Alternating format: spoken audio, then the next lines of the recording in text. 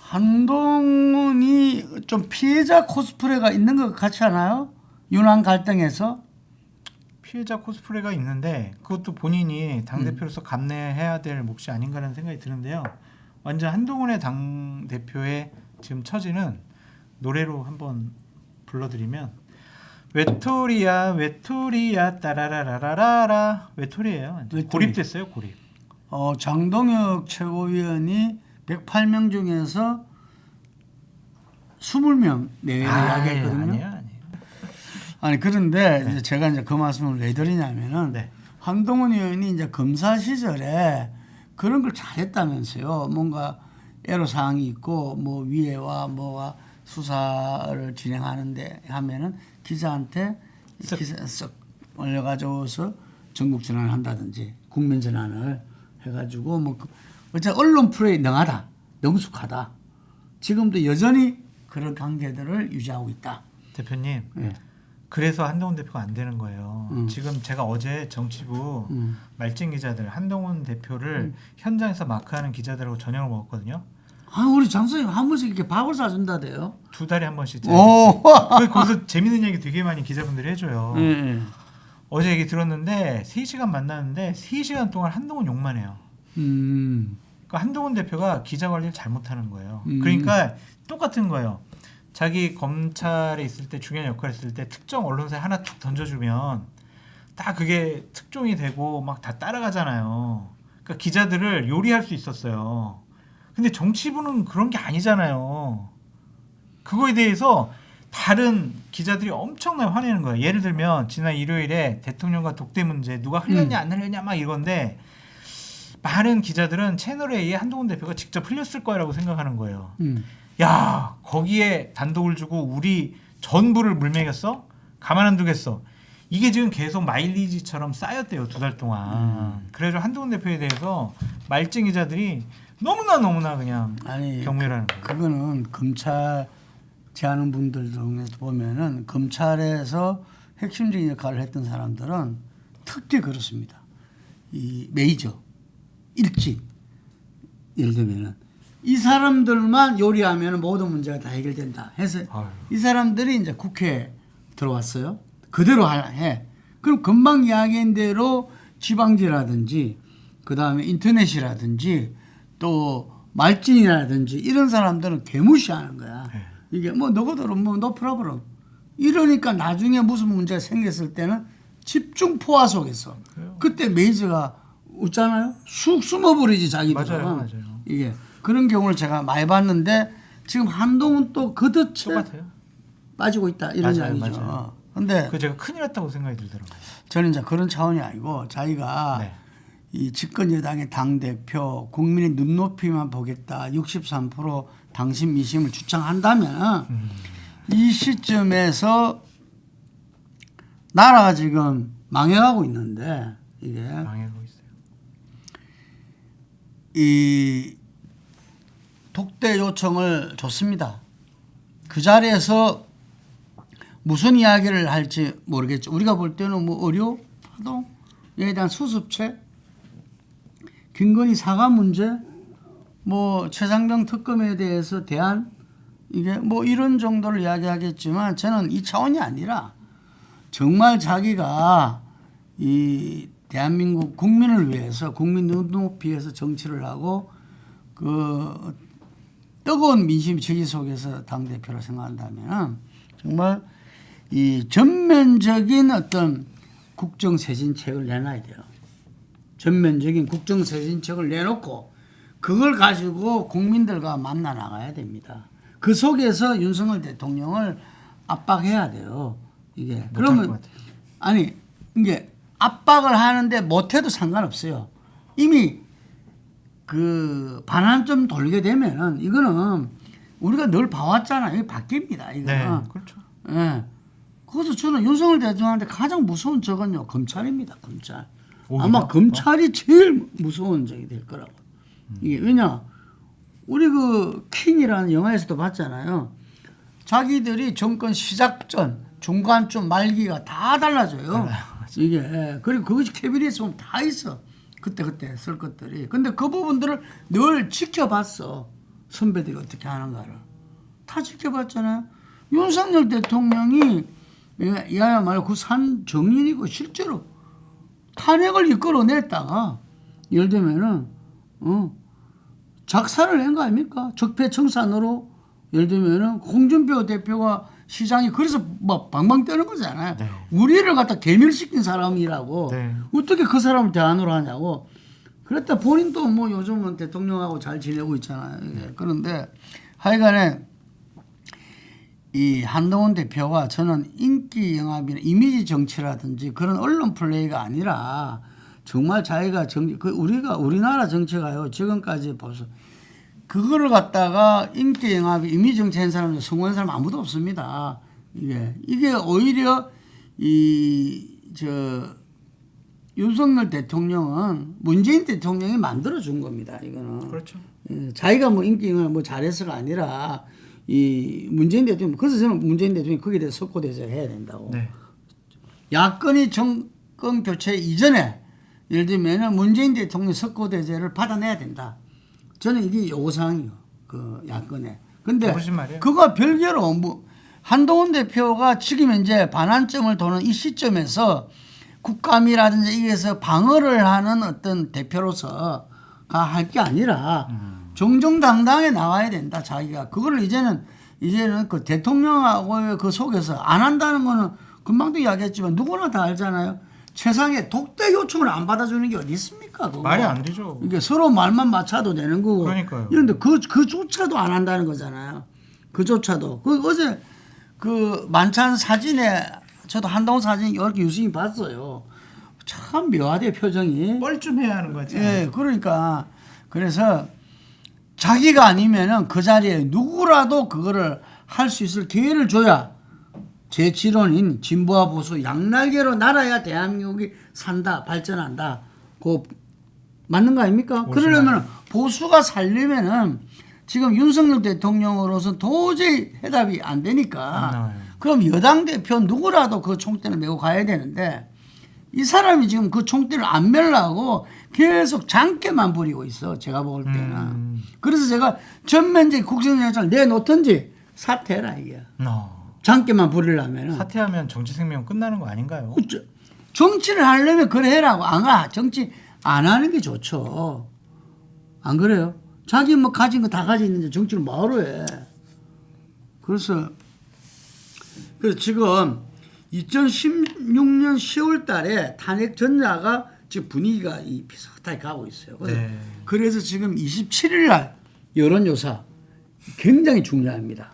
이게 만약 한 자릿수 떨어지면은 건물살 바로 이어지는 국감 거기서 막 터뜨려지고 그걸 갖다가 미리 이 온갖 산전수전을 다 겪은 제야 인사 시민사회가 전국 비상시국회의라는 걸 만들어가지고 9월 28일 날 윤석열 퇴진 시국회의를 지금까지는 대세가 아니었어요.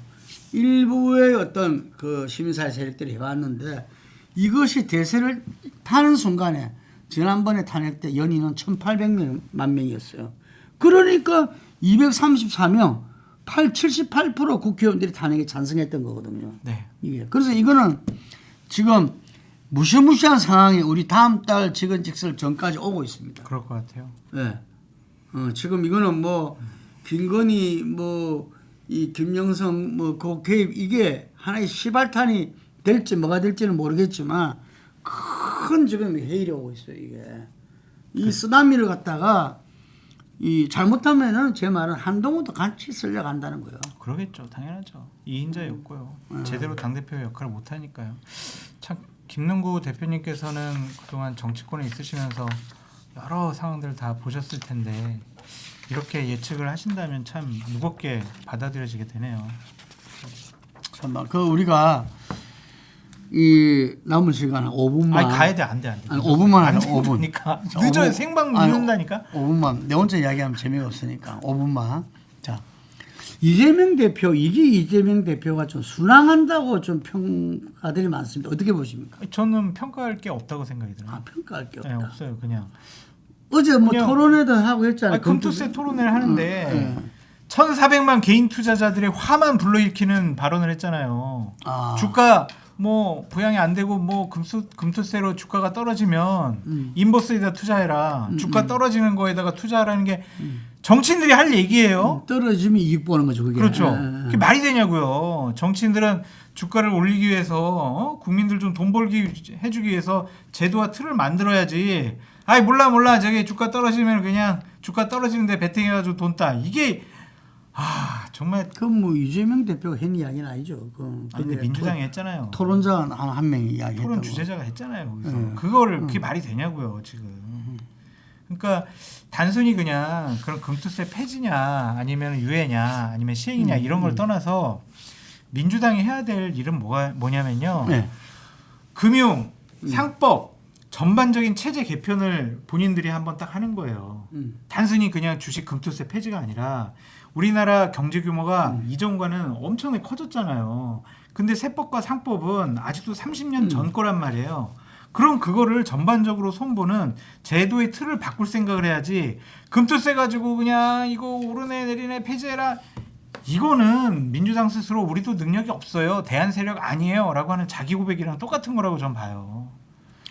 민주당에서도 그 김진표 전 국회의장님이라든지 몇 분이 이전에 이 세법 이 전문가들이 있어요. 이게 있는데 그 지금 어쨌든 세법 논쟁을 벌이고 있다는 것도 좀 긍정적으로 봐요.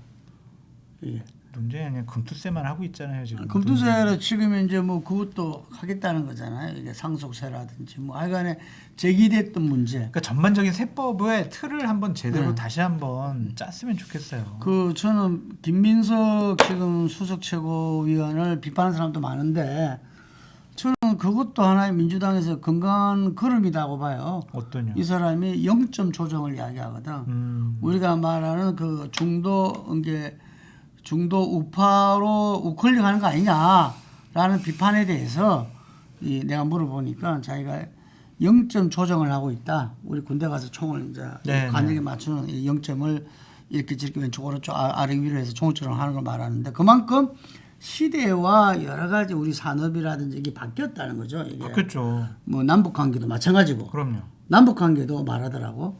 전반적인 어떤 새로운 어째 말하면 이전에 이야기하자면 좀 구닥다리 표현으로는 신진보 좌표를 이제 설정해야 된다. 네. 뭐 이런 이야기인 건데 그건 저는 건강하다 봐요. 그건 괜찮죠. 건강한 토론이고 그러한데 제가 최근에 보니까 지난번에 대선 당대표 그때 보니까 당대표 후보 토론회에 나와가지고 이재명 대표가 이런 이야기를 했더라고요. 이게 적어놨는데 이런 말을 했어. 뭐냐면 가능한 모든 분들과 연대하고 더 넓게 포용해야 하는 것은 당연하다. 이런 말을 했어요. 완따지예요. 그럴 수가 없어요. 어떻게 모든 사람의 의견이 다 다른데 그 모든 사람들 포용할 수가 있어요. 가능한 모든 사람과 연대한다면서요. 가능한. 불가능하다니까요, 이거. 아니 가능한 모든 분들하고 그러니까 연대를 그만큼 넓히고 또 많은 계층의 사람들을 포용하겠다는 이야기인데 이게 그 DJ 전략 아닙니까? 이게 자기가 그 DJ 길을 가겠다고 하는 건데 실제로는 과연 그러한가? 지금 인재위원회 그 우리 존경하는 정성호 의원이 해가지고 이게 뭐 대권 준비 아니냐 하니까 섀도우 캐비넷. 그렇죠. 그런 게 뭐 정당은 다 이렇게 정권 교체 꿈꾸는 거 아니냐 이런 말도 하고 했는데 어쨌든 간에 저는 이재명 대표가 방향은 맞다.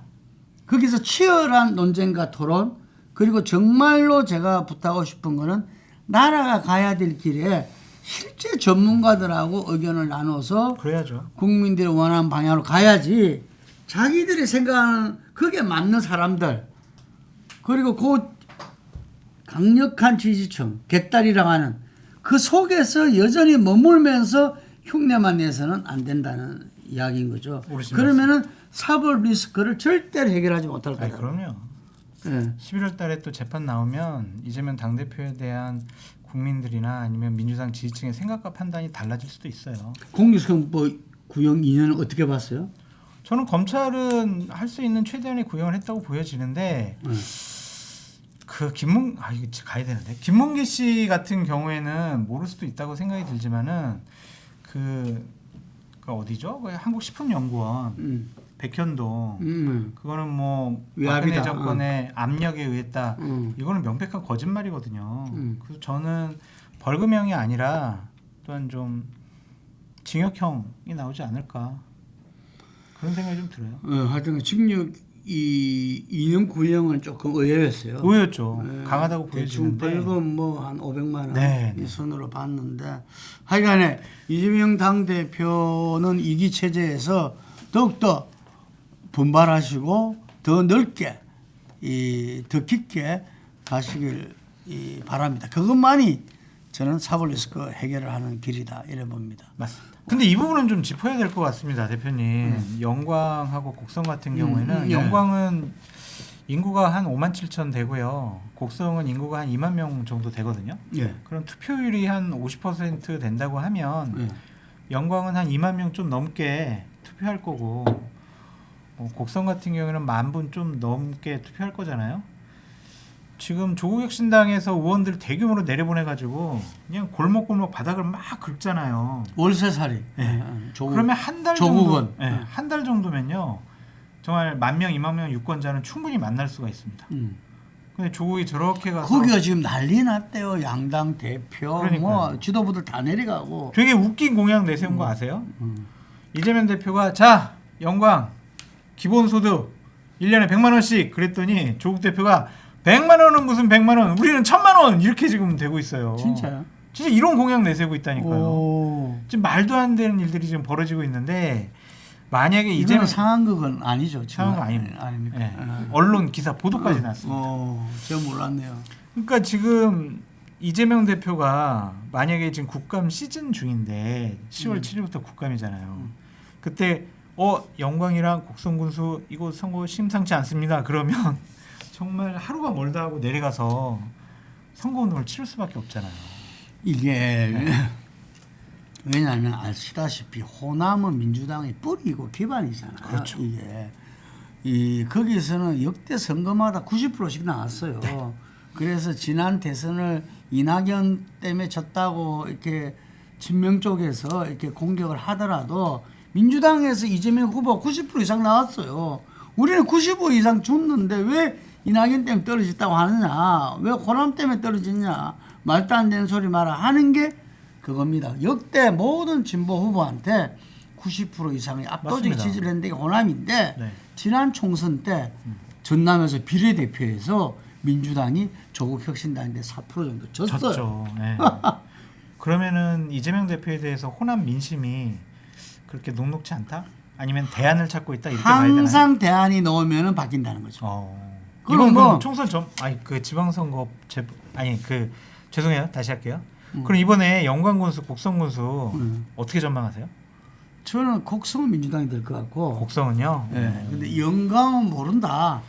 또 영광에는 사실 영광은 그 이낙연 전 그렇죠. 대표 맞아요. 이렇게 본토거든요. 이게 이낙연 대표도 모릅니다. 자존심 버리고 그냥 영광으로 출마했다 모르겠는데. 영광 군수로 출마. 그래도 본인이 강주로 출마했던 거잖아요. 네. 예, 그런 건데. 그래서 영광 국민들한테는 그런 게 좀 정서에도 깔려 있다고 봐요. 네. 예, 그래서 이 선거는 진짜 모른다. 모르는데 그 이재명 이 대표한테 그 전남 도민들이 또 호남의 민심이 전폭적으로 가 있는 것 같은데 거기에서 딱 한계가 있는 것이 이번에 영광군수 선거에서 드러난다는 거죠. 이게 문재인 전 대통령 아시겠죠? 문재인 대통령이요 그 2016년 총선 때는 지원 유세도 못 다닐 정도였어요. 아 그래요? 그래서 김홍일 전 의원이 DJ 3셋째 아들 김홍일 의원이 옆에서 그냥 보디가드처럼 다녀서 그래서 비례대표 공천 준 겁니다. 네. 내려갈 수가 없었어. 다닐 수 없는 건 둘째 치고 왜? 초대를 해야 될 거 아닙니까? 초대하는 사람이 없는 거예요. 호남 홀대론, 노무현 때 호남 홀대론의 장본인이다. 이래서 호남 민심이 그랬고, 그래서 국민의당이 사실을 거저먹은 거예요. 38개 다 먹었죠. 국민의당 의원들이 전부 다 구닥다리 구주 정치인들에 불구하고 그냥 그때 거저먹은 거예요. 자기들이 뭔가를 긍정적인 걸 해서 받아낸 게 아니라 국민당이 뭘 해서 아무것도 안 했죠. 안철수. 그리고 안철수에 대한 절대적 지지 때문에 간 것도 아니었고. 그렇죠. 호남 홀대론에 대한 반발 그거였거든요. 네. 그래서 이제 호남 항상 대안을 찾고 있다. 이게 대한 인물과 대한 정당. 그럼 이번에 만약에 1승 1패라도 이재명 대표에게는 좀 안 좋은 치명적인 그런 선거 결과다. 그래서 호남에서는 그냥 이 단일화하고 부산에서 조국 혁신당 후보를 줄 테니까 이게 그렇게 하자고 박지원 장관이 제안을 했는데 양쪽 다 특히 조국 혁신당에서 일축한 거잖아요. 그렇죠. 왜냐하면 자기들은 살 길이 12석인데 그 총선의 최대 돌풍이었는데 총선 지나고 나서 존재감도 없잖아요. 지금. 없어졌어요. 왜 우리나라 국회는 교섭단체 맞습니다. 20석 안 되면 이거 아무것도 아닙니다. 맞습니다. 이게. 그래서 이 교섭단체 20석 된 게 유신 때 그래 된 거예요. 10석으로 줄여야 되는데 그걸 갖다가 민주당에서 지금 안 하려고 그러잖아요. 이게. 그러니까 말을 안 해도 배신당한 느낌이 조국혁신당 깔려 있을 겁니다. 이재명 대표 민주당에 대해서. 그러니까 자기들은 이제 자력 경쟁해야 돼. 자력 경쟁하려면 그래도 전남에서 자기가 총선에서 비례해서 이겼으니까 이겨서 뭔가 근거를 마련해야 돼. 이거는 그냥 단순한 그 군수 선거가 아닙니다. 이거는 호남 쟁탈전이다. 네. 이게 호남 쟁탈전은 바로 이것이 대권 쟁탈전으로 가는 길이다. 이래 보는 거예요. 이게. 그래서 이거는 이 뭐 두 분 다 사법 리스크가 있으니까 이거는 이재명 대통령이냐 조국 대통령이라를 여기서 한판 승부를 건너는 겁니다. 아 그런 의미가 있겠네요. 진짜. 그럼요. 예. 그러니까 올인하는 겁니다. 지금 어. 양쪽에서 다 지금 특히 조국 현상은 생산에 걸림돼 있고 이 민주당 같은 경우도 호남에서 그거는 다른 데서 지는 거하고 전혀 상황이 다른 거죠. 네. 아니 사람들 데이터 모르는 사람들은 지난 총선에 전남에서 민주당이 조국 혁신당에 비례를 졌다는 거 알면 깜짝 놀랄 겁니다. 네. 예, 그래서 그 선거는 이번 보궐선거에서는 한쪽에서는 국힘은 강화군수, 네. 요 그러네요. 민주당에서는 영광군수, 음. 강화군수와 영광군수 요 선거가 어찌 되냐에 따라서 다른데 하여튼간 이겨서는 이재명과 조국의 그런 거 있고 그래서 이 지금 국힘은 중앙당에서 개입을 안 하려 그래요. 네. 조용한 선거로 가라.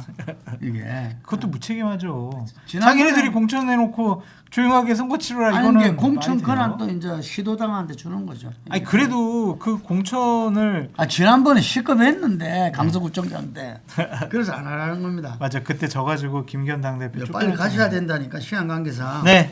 오늘 감사합니다. 빨리 가시죠. 인사 안 해요? 응? 인사는 하고 가시죠. 네 감사합니다.